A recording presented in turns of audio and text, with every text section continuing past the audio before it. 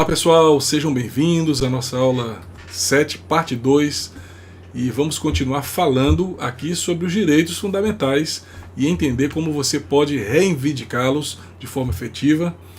E hoje nós vamos começar conhecendo os mecanismos de defesa dos direitos e como você pode utilizá-los para garantir a sua proteção. O primeiro mecanismo é a Defensoria Pública. Talvez você nem saiba qual é o papel dela, mas a Defensoria Pública é uma instituição que presta assistência jurídica gratuita para quem não pode pagar para um advogado. Isso significa que se você tiver algum problema jurídico, não tiver condições financeiras de contratar a sua defesa, você pode procurar a Defensoria Pública para receber orientação e representação judicial. A Defensoria Pública pode atuar em diversas áreas, como o direito de família, do consumidor, direito da criança e do adolescente, direito da pessoa idosa, direito da pessoa com deficiência. E se, por exemplo, você precisar de pensão alimentícia, de indenização, ou um produto defeituoso, digamos que você precise reivindicar o seu direito de repor esse produto que você recebeu e não vai servir para o seu uso. Então, nessas situações em que você necessita contar com a ajuda de um advogado e não tem recursos, você pode solicitar a ajuda da Defensoria Pública. E para acessar a Defensoria Pública, é preciso comprovar a insuficiência de recursos financeiros e apresentar documentos necessários.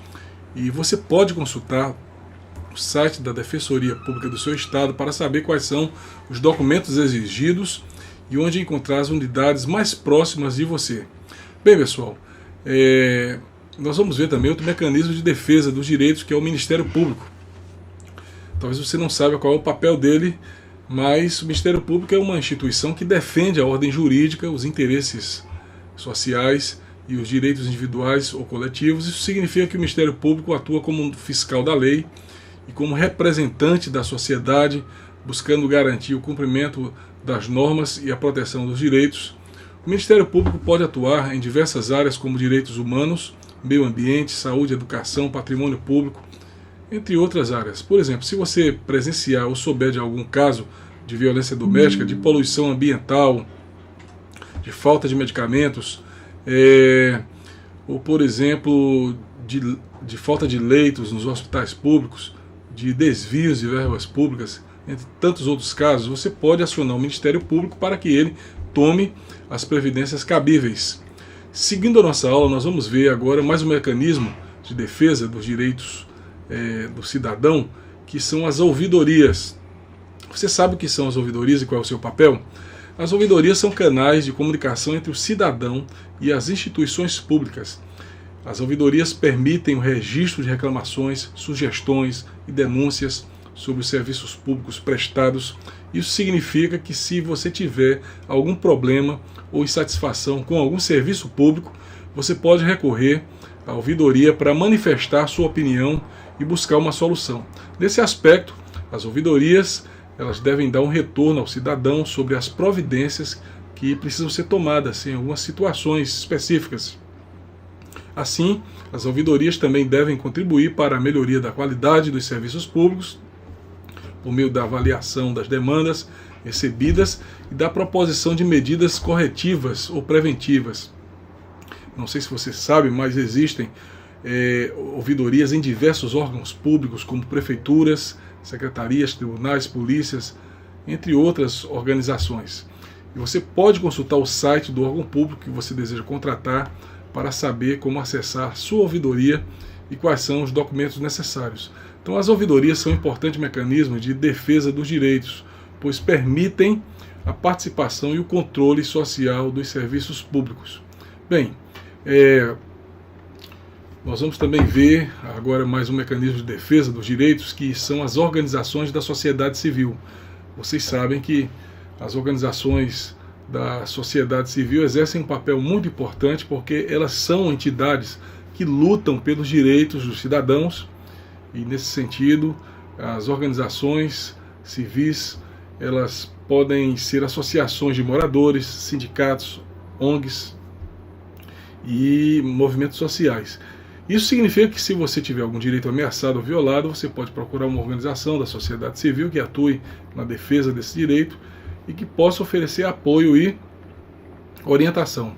Então, as organizações da sociedade civil podem realizar diversas atividades, como prestar assistência social, educacional, cultural, ambiental, realizar pesquisas, campanhas, mobilizações e pressões políticas. Ela pode monitorar e fiscalizar as ações do poder público, entre tantas outras coisas. Então, existem diversas organizações de sociedade civil que atuam em diferentes áreas e causas, como direitos humanos, meio ambiente, saúde, educação, cultura e outras. E você pode consultar o site das organizações que você tem interesse para saber mais sobre o seu trabalho e como se envolver. Bem, pessoal, outro mecanismo de defesa de direitos que vamos abordar são as ações judiciais. E as ações judiciais são recursos que podem ser utilizados pelos cidadãos para garantir a proteção dos seus direitos na esfera judicial. Isso significa que, se você tiver algum direito violado e não conseguir resolver o problema de forma extrajudicial, você pode recorrer ao judiciário para buscar uma decisão judicial que reconheça e restabeleça o seu direito. E, nesse sentido, as ações judiciais podem ser individuais ou coletivas. Nesse aspecto, elas são aquelas que defendem os direitos de uma pessoa específica. Portanto, se você tiver, por exemplo, um contrato descumprido, uma dívida não paga, um dano moral ou material sofrido, entre outros casos, você pode ingressar com uma ação individual para cobrar o seu direito. Bem, pessoal,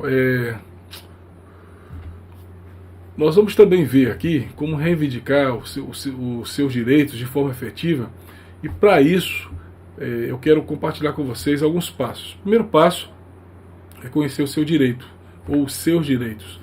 Para exigir o cumprimento das leis, é preciso conhecer quais são os direitos que nós, como cidadãos, temos.